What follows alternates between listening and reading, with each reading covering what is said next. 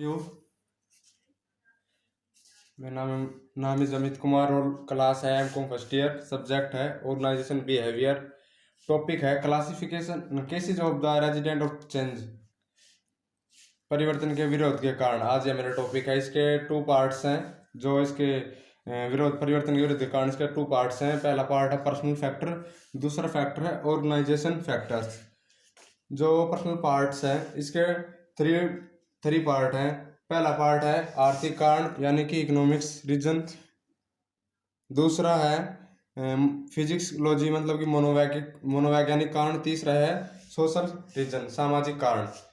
जो economics reason है इसके थ्री पार्ट्स हैं। इसके तीन पार्ट्स हैं। जो फिजिक्सोलॉजी इसके हैं 5 पार्ट्स।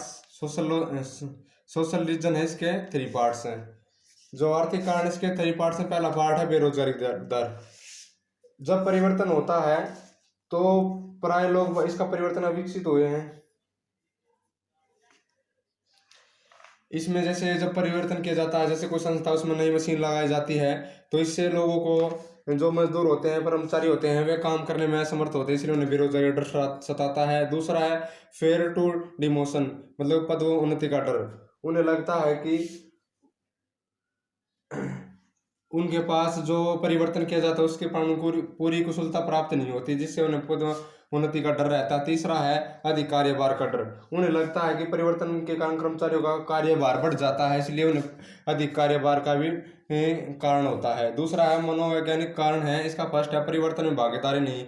जब कोई संस्था कोई परिवर्तन करती है तो उसमें कर्मचारियों का भागीदारी नहीं थी, इसलिए उसका कारण होता है। दूसरा प्रशिक्षण का बोझ। जब संस्था में कोई नई मशीन लगाई जाती है तो उस पर उन्हें जो प्रशिक्षण या ट्रेनिंग की आवश्यकता होती है, लेकिन प्राय देखा जाता है कर्मचारी उस ट्रेनिंग से परहेज करते हैं, इसलिए उसे इस कारण हो सकता है। दूसरा है निरस्ता फेर मोनोटोनी मतलब कि कुछ कर्मचारी समझते हैं कि तकनीकी परिवर्तन से उनके विशिष्टीकरण को बढ़ावा मिलता है और विशिष्टीकरण से काम में निष्ठा आ जाती है, इसके कारण उन्हें इस डर सताता है। दूसरा है अहम असंतुष्टि का डर।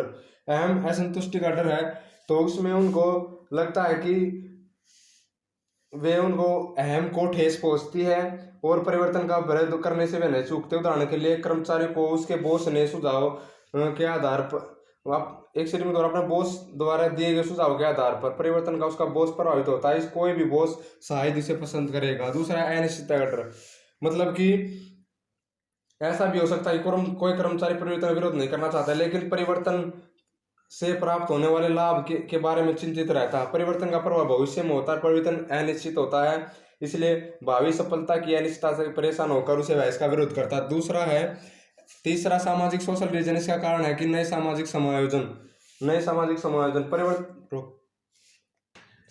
और सामाजिक कारण है। पहला कारण है नए सामाजिक समायोजन।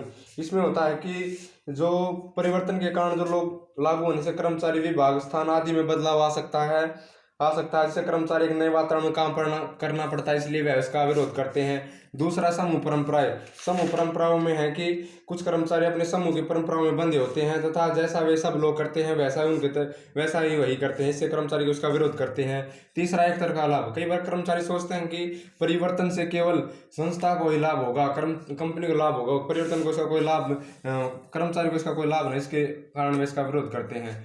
जो परिवर्तन के कारण इसका दूसरा पार्ट था संगठनात्मक तत्व मतलब कि कारण है तत्व है जो भी है। इसका पहला पार्ट है शक्ति एवं प्रभाव का डर। शक्ति एवं प्रभाव का डर है कि यदि उच्च प्रबंधकों को लगे कि परिवर्तन से उनके शक्ति और प्रभाव को ठेस पहुंचेगी तो वह निश्चित इसका विरोध करेंगे।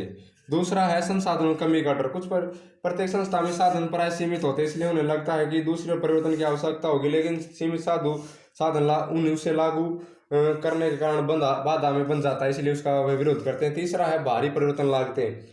कुछ परिवर्तन ऐसे होते हैं जिन्हें लागू करने पर पुरानी संपत्तियों व पुराने लोगों को भी बदला जा सकता है, इसलिए वह इसका विरोध करते हैं। ये हमारा टॉपिक था cases of the resident of change, subject organization behaviour.